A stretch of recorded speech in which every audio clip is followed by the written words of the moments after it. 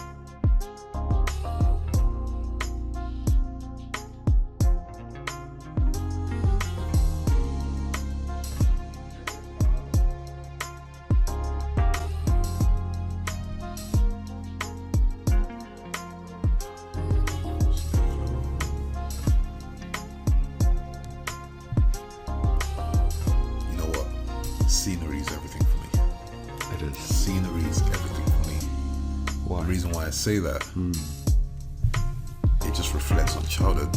It does. What you remember, what you grew up knowing. And sometimes you want to capture it in its most purest element. Bear in mind that when I was a young kid, I didn't have a camera. And I've always wanted to capture one of the best sides of what each city, each town, each country has to offer. Okay. So coming across so many nice landscapes, I just knew this needs to be captured. Yeah. This needs a visual representation, you know, and that's what I enjoy doing. Yeah. Filming, connecting with people. There was a lot of people, although this was in France, how many people spoke English, how many people spoke French, and that's what makes us, you know, multilingual. I agree. I definitely agree. And I think looking at these footages, but not just the footages itself, but actually the experience of, I guess, going to Paris is something that I've experienced from a young age too. I've been going since 2000. I have fond memories of going in 2003 specifically, when there was the heat wave in Paris. And it was extremely hot. Serious heat and I can still remember like where I was, how it like was at my uncle's house, etc. And then just going around Paris at that time of year, and it was just hot everywhere. But we went to the Eiffel Tower, went to like so many places, and I think when you go there as a young child, you see and view things a little bit differently. One, because you're much smaller, so everything else seems so much bigger when you're a child. Like, and then when you obviously grow up as an adult and revisit certain places, you actually realise, oh, it's not as big as I thought it was, but it's much more human-like now, if that makes sense. But you just get little snippets of your childhood and certain things that you remember. I can always remember coming to Gare Station, which is the station that the Eurostar goes to in Paris. And just that feeling of meeting family, and they're speaking a whole different language. And for me, it was kind of like, oh, this is alien. There's another language, and I don't understand what's being said. But yet, after being exposed to it for, let's say 2-3 weeks, surprisingly, as a young child, particularly as a young child, you start to find yourself understanding a little bit. So I believe the question a lot of people will be asking is, can we speak French? Knowing that we've touched France and Belgium many times, and it's basically a second home. The question is, est-ce que tu peux parler un peu de français? Je parle français, c'est une grande question pour cette vidéo, mais c'est incroyable. C'est bien pour écouter que tu parles un peu de français. C'est notre deuxième langue. La deuxième langue, ouais. Donc, pour les gens qui ne pas me connaissent, moi je suis congolaise. Donc, en Congo, on parle un peu de français. On mélange ça avec un peu de lingala. Ah ouais. But I'm still a London boy. I'm still a London boy, just to keep it straight. That's the strength. London man now. We're a London man. Exactly. They're definitely graduated. Well, I would say it's really a blessing, you know, to know that you have that key skill of being able to speak multiple languages. Yeah. You know, and French is one of the leading languages, I believe. It is. It definitely is. I agree with you 100%. And well, I guess obviously it's probably more appropriate to speak in French for this part. But je suis né à Londres et j'ai grandi là-bas aussi. Mes premières fois pour exposer en français, c'était en 2000 en Guadeloupe. C'est une île en Caraïbes qui est français aussi. C'est un département de France. Deuxième fois, c'était en 2003 à Paris. Il y avait de canicule à l'époque, mais pour moi c'est une deuxième langue. Il faut pour parler et comprendre le français pour moi. Donc, anglaise c'est ton première langue? Anglais, français. Oui. Ouais. Okay. Anglais c'est le premier, mais c'est langue maître, et français c'est le deuxième. Deuxième ou troisième, parce que je parle aussi le patin jamaïcain. Ah ouais. Mais mon accent, en français, c'est juste ça. Mais le créole? Créole aussi, je ne vais pas voir créole maintenant, mais je cherche pour une femme, belle femme, exactement.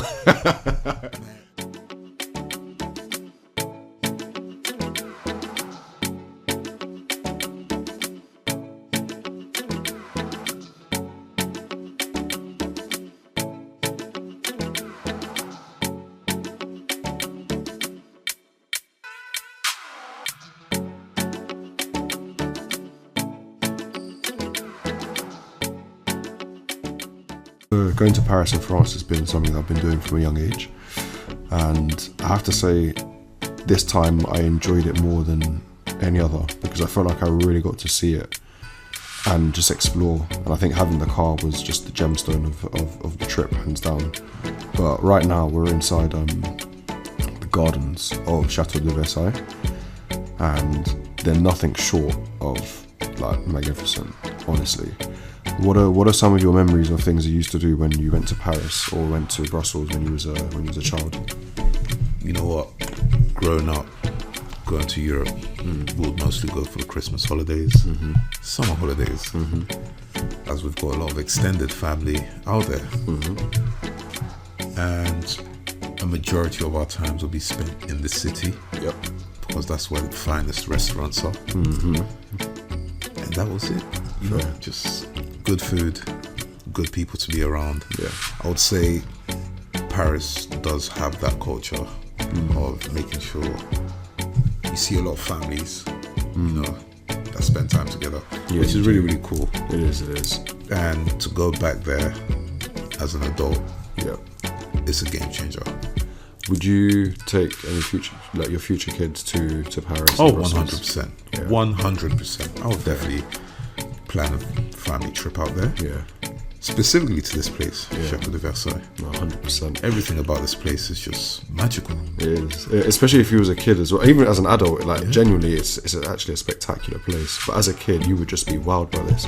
The reason why I say this about childhood as well is because, on the same subject, I still have fond memories from going to France as a child, and they were very pleasant ones. And actually, as an adult now, I can experience and remember more of certain memories than what toys I had or what I did that week or what I did for that birthday. It's like small things, and I think travelling somewhere else is something that stays in your mind for a long time.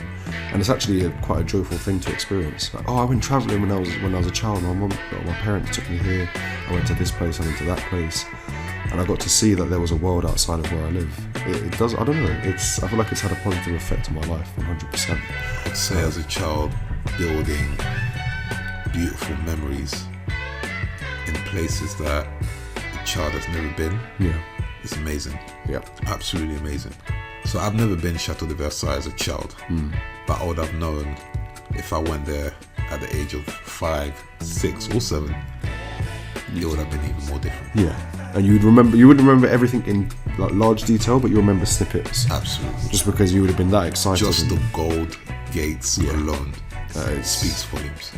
It's a grand palace, I have to say. It really is a grand palace. It's striking to the eye. It's an evidential like statement of wealth, power.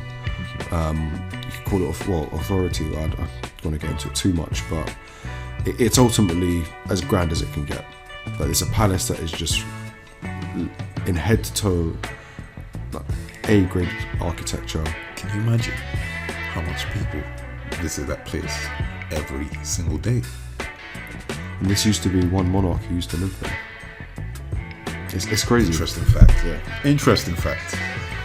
That's what I like to hear. So that's Versailles. It's a nice little town just away from Paris. It's not too far away. It's easy to get to via train as well. When I went in February with family, I actually came here via train, and we just took the Aria from central Paris. It takes about 30 minutes, if that. It's really, really easy to get to. The town itself is beautiful. It really is. I don't even know what to compare it to in London. I don't think there is even a comparison. It's incredible. It's its own kind of statement. It's very peaceful, very well kept, and it's still part of Paris, but just the wider commune.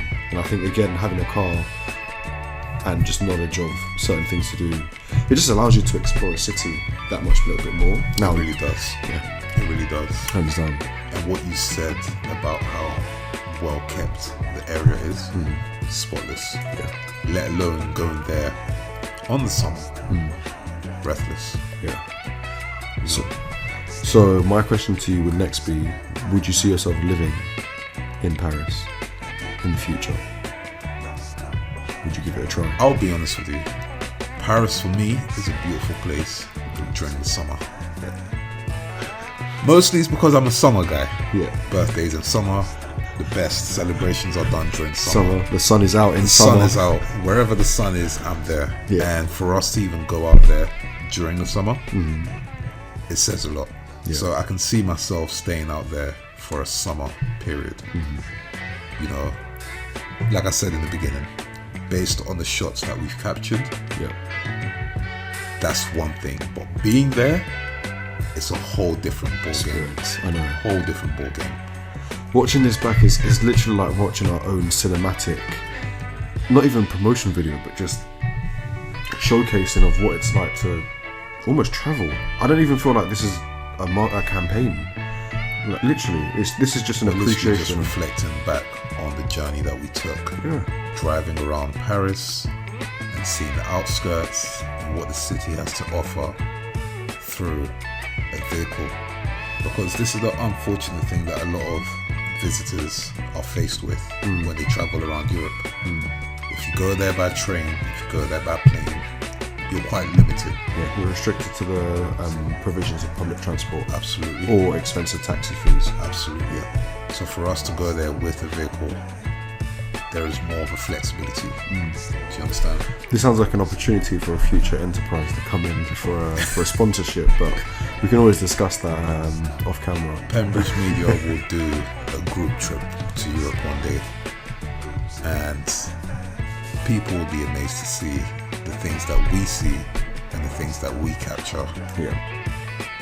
And paint that story themselves. 100%. It's a beautiful place. It really is. It is.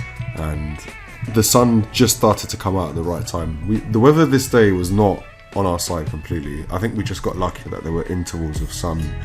And do you know what? The weather made up for it, because I was quite disappointed in Amsterdam. The rain, I told you, I am not the person that likes the rain.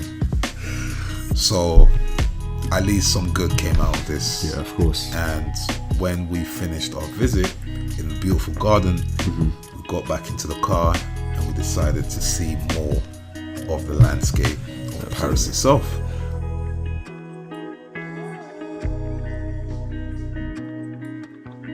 And now we start to dim it down slightly, because this is the gateway into Paris.